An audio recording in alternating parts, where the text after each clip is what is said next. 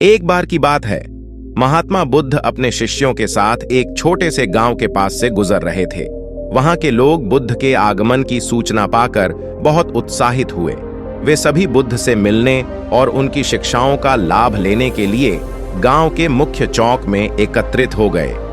बुद्ध और उनके शिष्य गांव में पहुंचे तो गांव के मुखिया ने उनका स्वागत किया और पूछा, भगवान, हम सब इस गांव के लोग अपने जीवन में सुख और सफलता की प्राप्ति के लिए कड़ी मेहनत करते हैं, लेकिन फिर भी हमें शांति नहीं मिलती। कृपया हमें सही मार्ग दिखाइए। बुद्ध ने मुस्कुराते हुए सबकी ओर देखा और कहा, सफलता केवल बाहरी उपलब्धियों से नहीं मापी जाती। असली विजय वह है जो आपके मन के भीतर हो। आज मैं आपको एक कहानी सुनाता हूं। सभी लोग ध्यान से सुनने लगे। बुद्ध ने कहना शुरू किया, बहुत समय पहले एक योद्धा था जो हर युद्ध में जीत हासिल करता था।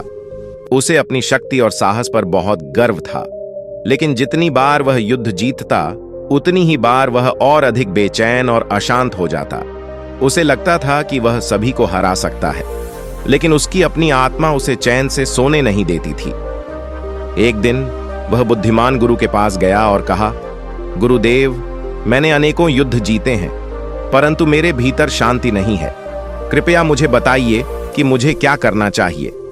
गुरु ने उसे मुस्कुराते हुए कहा, वत्स, असली विजय वह नहीं है जो तुम दूसरों पर हासिल करते हो, बल्कि वह है जो तुम अपने भीतर पाते हो।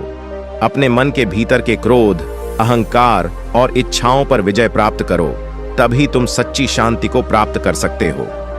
योद्धा ने गुरु के उपदेश को समझा और उसने अपने जीवन का लक्ष्य अपने भीतर की बुराइयों पर विजय प्राप्त करना बना लिया। धीरे धीरे उसने क्रोध, अहंकार और इच्छाओं पर काबू पाना शुरू किया और आखिरकार उसे सच्ची शांति प्राप्त हुई। बुद्ध ने कहानी समाप्त की और गांव के लोगों से कहा, वत्सो, जीवन की असली विजय बाहरी दुनिया में नहीं, बल्कि आपके भीतर है।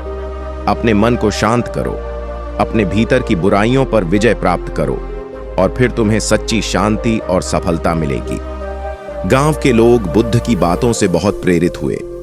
उन्होंने समझा कि असली जीत बाहरी उपलब्धियों में नहीं, बल्कि अपने भीतर के गुणों और दोषों पर विजय पाने में है।